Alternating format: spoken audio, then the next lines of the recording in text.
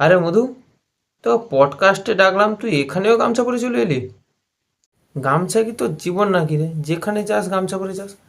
একটা ভালো পডকাস্টে ডাকলাম, যে একটা ইন্টারভিউ নেবো তোর, তুই এখানেও গামছা পরে চলে এলি?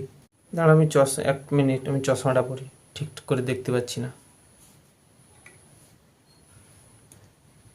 হুম,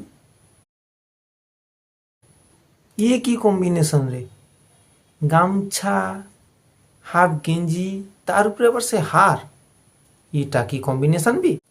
আচ্ছা জানিস, কয়েকদিন আগে আমার এই পডকাস্টে এসেছিল, যদুদা এসেছিল। আরে ওই যে পাড়ার যদু,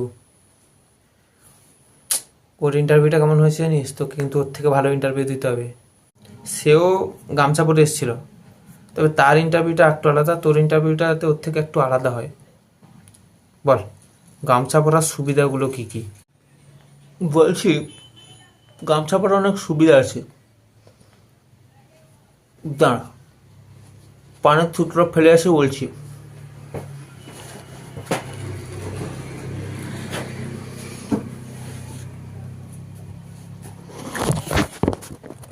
সুবিধাগুলো শোন।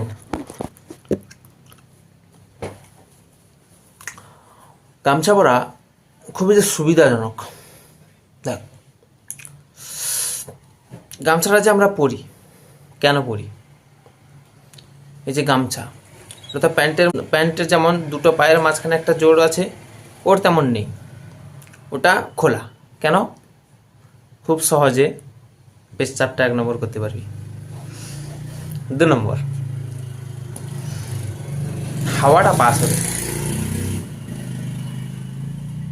3 নম্বর, হাওয়া আসার সুবিধা কি জানিস?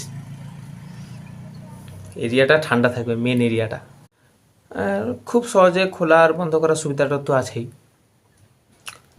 আরেকটা প্রধান সুবিধা কি জানিস?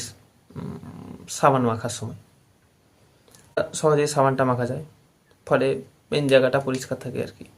প্যান্টের হলে ভাই বহুত সমস্যা। আর একটা সুবিধা আছে, খুব ভালো সুবিধা। প্রয়োজনের সময় কিন্তু তুই যে খাওয়ার পর যে হাত মুখটা ধোস, তারপর তো হাত মুখটা মুছিস আর কি, এই গামছাটাই ভালোভাবে মুছতে পারবি। দেখ কীরকম, এরকম গামছা পরেছিস, গামছা এরকম মুছতে পারবি। আর যারা গামছাটা রেগুলার পরে, ওরা ওই যে গামছা দিয়ে যে চানটা করে, ওই চানটা করার পর ওটা হালকা করে চিপড়ে, ওটা আবার গায়ে হালকা করে মুছে আবার পরে নিতে পারে। বুঝলি? কেন? ওটা অতটাও জল শোষণ করে রাখতে পারে না যতটা প্যান্ট শোষণ করে রাখতে পারে।